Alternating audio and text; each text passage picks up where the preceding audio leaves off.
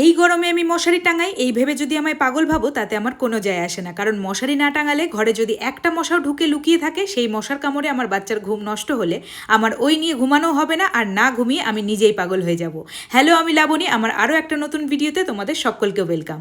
Good morning to all of you.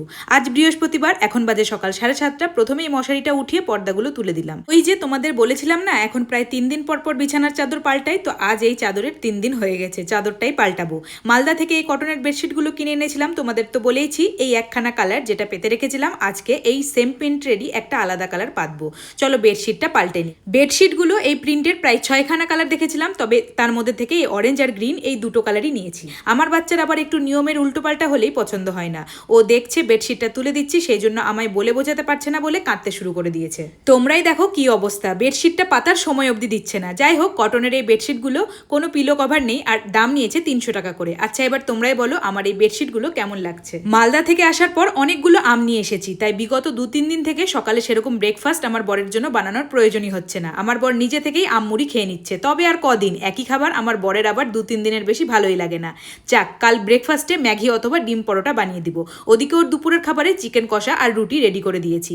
ও তো ওইদিকে office যাওয়ার জন্য তৈরি হচ্ছে, আর আমি এইদিকে ঘরের বেডটা পরিষ্কার করে নিচ্ছি। সকাল থেকে উঠে যেহেতু আমার অনেকগুলো কাজ থাকে, তাই জন্য এক এক করে আমি সব দিকটা সারতে থাকি। যেটা আগে প্রয়োজন সেটা আগে, যেটা পরে করা যাবে সেটা পরে। যেমন ধরো, বরকে ব্রেকফাস্ট করিয়ে ওর দুপুরের লাঞ্চ রেডি করে দিয়ে ও যে শার্ট প্যান্ট মোজা রুমাল যা যা পরবে সেইগুলো সব কিছু ওকে দিয়ে তৈরি হলে ও বেরিয়ে যায়। তারপরে আমি আর আমার বাচ্চা দুজনে ফ্রেশ হওয়া, ব্রেকফাস্ট করা এগুলো করি, কারণ সবাই মিলে একসাথে করতে গেলে ওরও অফিসে লেট হয়ে যাবে আর আমিও টাইমলি কিছুই রেডি করে দিতে পারবো না। এখন বাজে সকাল 9টা, আমার বর তো অফিসে বেরিয়ে গেছে। এখন আমরা দুজন মিলে ফ্রেশ হয়ে নিচ্ছি। আমার ছোট্ট বাচ্চাকে একা ছেড়ে তো আমি কোনো কাজই করতে পারি না, আর ইদানিং না ও আরও বেশি চঞ্চল হয়ে গেছে।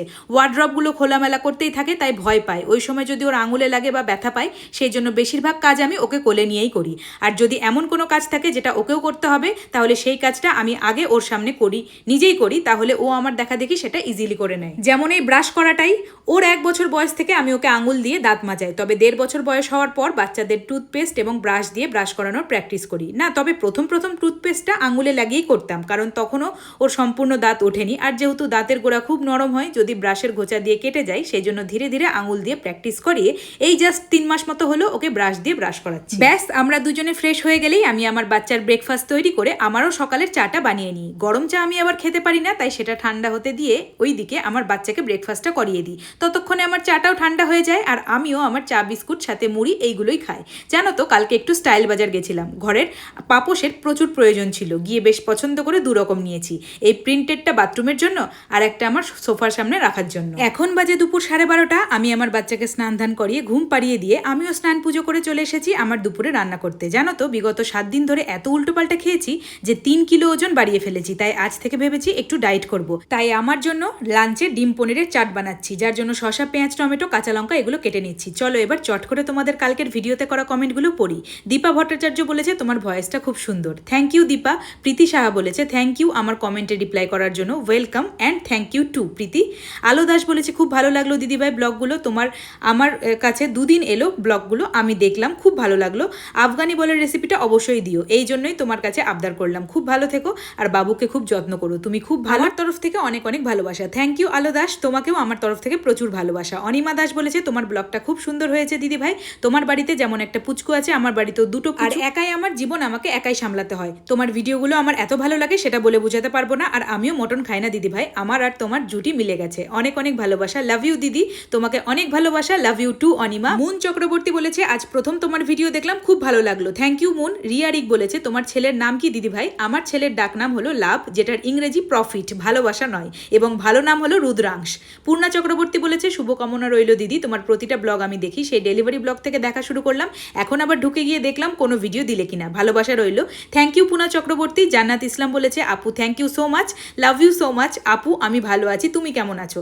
আপু আমিও খুব ভালো আছি জান্নাত। পুষ্পিতা বসাক নন্দী বলেছে আমি গাঁদা ফুলের পাকোড়া দেখে তোমাকে ফলো করা স্টার্ট করেছি, তোমার সারাদিনের ব্লগ দিও, আর তোমার এই এভিলাই ড্রেসের লিঙ্ক চেয়েছিলাম, দিলে না তো। সত্যি বলতে কমেন্টগুলো আমার পর থেকে চেক করা হয়েই ওঠে না, হয়তো খেয়ালই করিনি। আর আমার এই এভিলাইয়ের ড্রেসটা আমি মিন্ত্রা থেকে নিয়েছি, তুমি মিন্ত্রাতে গিয়ে এভিলাই দিয়ে সার্চ করলে পেয়ে যাবে। এছাড়া রত্না, সুপ্রভাত, মনীষা, শম্পা, পিয়ালি, টিয়া, অঙ্কিতা, মধুমিতা, তোমাদের সকলকে থ্যাংক ইউ আমার ভিডিওতে কমেন্ট করার জন্য। তোমাদের কমেন্ট পড়তে পড়তে এদিকে আমার রান্নার অনেকটাই জোগাড় হয়ে গেছে। উফ, বিভৎস গরম লাগছে, বিশেষ করে দুপুরে রান্নাঘরে রান্না করতে আসলে চোখ মুখ পুরো ঝলসে যাচ্ছে। উপায় নেই, খেতে গেলে তো রান্না করতেই হবে। আর ডায়েট করলে আমার এক আরও বড় চাপ, আমার বরের আলাদা রান্না, আমার বাচ্চার আলাদা রান্না, আবার আমার ডায়েটের জন্য আলাদা রান্না। এই গরমে তিনটি ব্যক্তির 3 রকম আলাদা আলাদা রান্না করতে গিয়ে আমি একদম কাহিল হয়ে যাই। প্রথমে ভেবেছিলাম শুধু ডিমের চাট বানাবো, তারপর মনে পড়লো ফ্রিজে পনির আছে, আর এই সেদ্ধ ডিমের চাটটাতে পনিরটা একটু হালকা করে গোলমরিচের গুঁড়ো এবং নুন দিয়ে ভেজে দিলে স্বাদটা আরো বেশি বেড়ে যায়। ব্যাস, এই দিয়ে আজকের লাঞ্চটা সারলাম। এখন বাজে সন্ধ্যে 6টা আর বাইরে খুব মেঘ গর্জন করছে, মনে হচ্ছে ঝড় বৃষ্টি হবে। তাই আমার ছেলেকে আজকে আর ছাদে নিয়ে যায়নি। সকালে পরিষ্কার বাসনগুলো গুছিয়ে রাখার সময়ই হয়নি, ওটাই গুছিয়ে রেখে দিচ্ছি। আর এখন সন্ধ্যে 6:30 বেজে গেছে, আর সন্ধ্যে 6:30 বাজলেই আমার তো দুধ চা চাই। তাই দুধ চাটা বসিয়ে দিলাম এবং রাতে যা যা রান্না করবো সব জোগাড় করে রেখে দিলাম। ব্যাস, এবার আমি শান্তি করে চাটা খাই। আর আজকের ব্লগটা এখানেই শেষ করছি, দেখা হচ্ছে খুব তাড়াতাড়ি। ভিডিওটা ভালো লাগলে একটা লাইক করে দিও। ততক্ষণের জন্য সকলে ভালো থেকো, বাই বাই।